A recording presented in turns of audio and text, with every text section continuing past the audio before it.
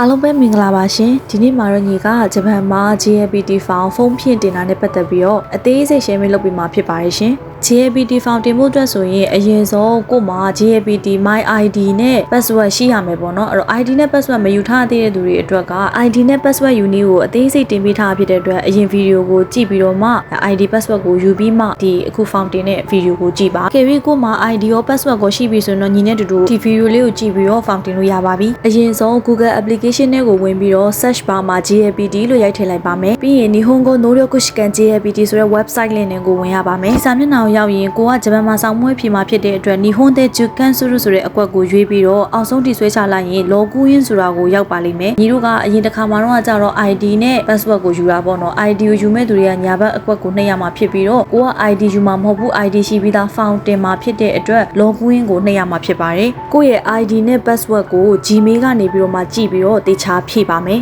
login ဝင်လိုက်ရင်ပထမဆုံးတွေ့ရမှာက information စာမျက်နှာဖြစ်ပါတယ်ဒီမှာကစာမွေးနဲ့ပတ်သက်ပြီးတော့ရှင်းပြထားတာဖြစ်ပါတယ်ညီတို့ဒီတစ်ခါဖောင်နောက်ဆုံးတင်လို့ရတဲ့ရက်ကကြတော့ April လ10ရက်နေ့18နာရီထိပေါ့နော်အဲ့ချိန်ထိဖောင်တွေကိုတင်လို့ရပါတယ်ဒါဆိုရင်တော့ဖောင်တင်မယ်ပေါ့နော်ဖောင်စတင်ဖို့အတွက်ကညာဘက်ထောင်ဆုံးမှာရှိတဲ့ menu ဆိုတဲ့အကွက်ထဲကိုဝင်ရပါမယ်ပြီးရင် examination application ဆိုတဲ့အကွက်ထဲကိုဝင်ပြီးတော့ကိုကတယောက်တည်းဖောင်တင်မှာဖြစ်တဲ့အတွက် individual application ဆိုတဲ့အကွက်ထဲကိုဝင်ပြီးရင်အောက်ဆုံးထိဆွဲချလိုက်ပြီးတော့သူ့ရဲ့policy အားလုံးကိုကသဘောတူညီပါတယ်ဆိုရဲ I agree ကိုနှိပ်ရပါမယ် step 2အနေနဲ့ကကိုဖြည့်ဆိုမဲ့ test level နဲ့ကိုသွားဖြည့်ဆိုမဲ့ test area ကိုရွေးချယ်ရမှာဖြစ်ပါတယ်ဒီစာမျက်နှာကိုရောက်ရင်ကိုဖြည့်ဆိုမဲ့ level နဲ့ကိုသွားဖြည့်မဲ့နေရာပေါ့နော်လုံးဝမှားလို့မရပါဘူးပြန်ပြင်လို့လည်းမရပါဘူးဒါကြောင့်မို့အရေးကြီးပါတယ် star ပြထားတဲ့အကွက်တွေကမဖြစ်မနေဘူးဖြည့်ရမယ့်နေရာတွေပေါ့နော်တကယ်လို့ star မပါဘူးဆိုရင်တော့မဖြည့်လည်းရပါတယ်ကိုနေတဲ့ခရိုင်ကိုတေချာရွေးပြီးတော့မှနံပါတ်ကိုရွေးရမှာဖြစ်ပါတယ်ညီကရှီဆိုကောင်မှာဖြစ်တဲ့အတွက်နံပါတ်6ကိုရွေးပါတယ်စာမွေးဖြည့်ဆိုရမယ့်နေရာကကိုရွေးချယ်တဲ့ level ပေါ်မူတည်ပြီးတော့တယောက်နဲ့တယောက်မတူညီကြပါဘူးကိုက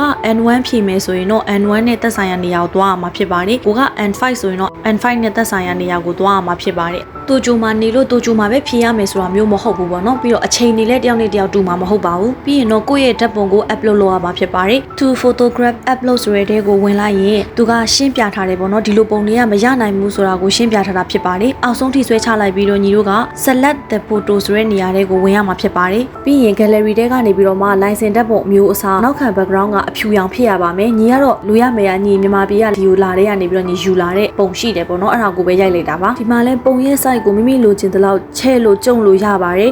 အဆင်ပြေသွားပြီဆိုရင်တော့ confirm နှိပ်လိုက်ပြီးတော့အောက်မှာကညီတို့ ID ယူထားတော့ကဖြည့်ထားတဲ့အချက်လက်တွေပြန်ပေါ်နေရပါတော့မပေါ်သေးတဲ့သူဆိုရင်တော့ကိုယ့်ဘက်ကိုဖြည့်ရမှာဖြစ်ပါတယ်များသောအားဖြင့်ကတော့ဒီနေရာမှာပေါ်နေမှာဖြစ်ပါတယ်နောက်တစ်ဆင့်အနေနဲ့ကကြတော့သူက star မပြထားတဲ့အကွက်တွေပေါ့နော်အလုပ်လုပ်တာဆိုတော့ကိုယ့်ရဲ့ company ပေါ့ကိုကကြောင်းတက်နေသူဆိုတော့ကြောင်းအဲ့ရဲ့ဖုန်းနံပါတ်တွေဆက်သွယ်ရမယ့်လိပ်စာတွေပေါ့ဒါတွေကမလူပါဘူးเนาะမထည့်လေရပါတယ်အောက်က star ပြထားတဲ့အကွက်ကကြတော့ကိုလေ့လာခဲ့တဲ့နာယီပေါင်းကိုစာဘယ်လောက်ထိလောက်ထားလဲပေါ့เนาะညီကတော့နာယီ100လောက်ကိုယူတာနာယီ100ဆိုတော့တော်တော်များနေပါပြီညီမှာနာယီလောက်ချင်က90ပြည့်အောင်ကန်ကောင်းပေါ့เนาะပြီးရင်ဘာရည်ရွယ်ချက်နဲ့ဖြေရလဲဆိုကိုကအလုပ်အတွက်လားဒါမှမဟုတ် scholarship အတွက်လားကိုဘာရည်ရွယ်ချက်နဲ့ဖြေတယ်ဆိုတဲ့ဟာလေးကိုရွေးပြီးရင်အောက်မှာကလက်ရှိကိုကဘာလုပ်နေရလဲပေါ့เนาะကိုက employee လားအဲ့လိုပုံစံမျိုးပေါ့အဲ့တော့ညီက company ဝန်ထမ်းဖြစ်တဲ့အတွက်ညီက employee ကိုပဲရွေးလိုက်ပါတယ်အချက်လက်တွေဖြည့်သွင်းပြီးသွားပြီဆိုရင်တော့ to pay tax fee ဆိုတဲ့ငွေပေးချေမှုအပိုင်းကိုဆက်သွားမှာဖြစ်ပါတယ်ငွေပေးချေဖို့အတွက်ဆောင်မွေးကြီးကစုစုပေါင်းရန်9000နဲ့မှ900ကျတင်မှာဖြစ်ပါတယ်ပေးချေရမယ့်နည်းလမ်းအမျိုးမျိုးရှိပါတယ်ကိုက credit card ကင်ဆောင်ထားတယ်ဆိုတော့ credit card နဲ့ပေးလို့ရပါတယ်ဒါမှမဟုတ်လည်း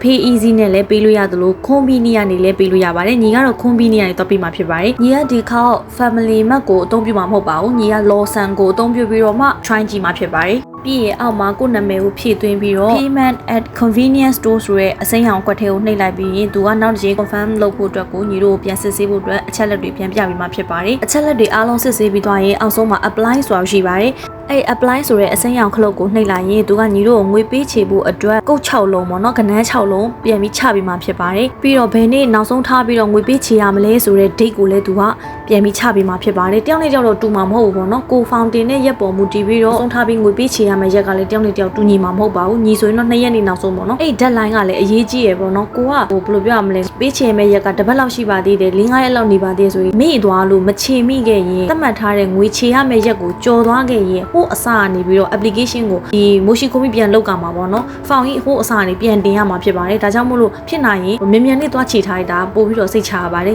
ညီလဲငွေပေးချေပြီးသွားပါပြီအဲ့ငွေပေးချေရတဲ့ပတ်သက်ပြီးတော့နောက်ဗီဒီယိုမှာအသေးစိတ်ထပ်ပြီး sharing လုပ်ပေးပါအောင်မယ်ရှင်ဒါကတော့ညီတို့ fountain ထားတာဖြစ်တဲ့အတွက်ညီတို့ကို Gmail တွေကို message ကြလာမှာဖြစ်ပါတယ်အဲ့ဒီမှာ deadline ကိုကြုံလို့မရဘူးဆိုတဲ့ဟာလေးတွေရှင်းပြထားတယ်ပေါ့နော် Gmail ရောက်လာပြီဆိုရင်တော့ဒါညီတို့ GLBT fountain တာဒီမှာတင်ပြီးသွားပြီဖြစ်ပါတယ်ရှင်အားလုံးပဲအကျိုးရှိမယ်လို့ယုံကြည်ပါတယ်ဂျပန်ကိုရောက်လာခဲ့ရင်လည်းကိုယ့်ဘက်ကို GLBT fountain လို့ရအောင်လို့ညီဗီဒီယိုလေးကအထောက်အကူပြုမယ်လို့ယုံကြည်ပါတယ်အဆုံးထိကြည့်ပြီးလို့တယောက်ချင်းစီတိုင်းကိုကျေးဇူးအများကြီးတင်ပါတယ်နောက်ဗီဒီယိုတွေမှာပြန်ဆုံပါမယ်ရှင်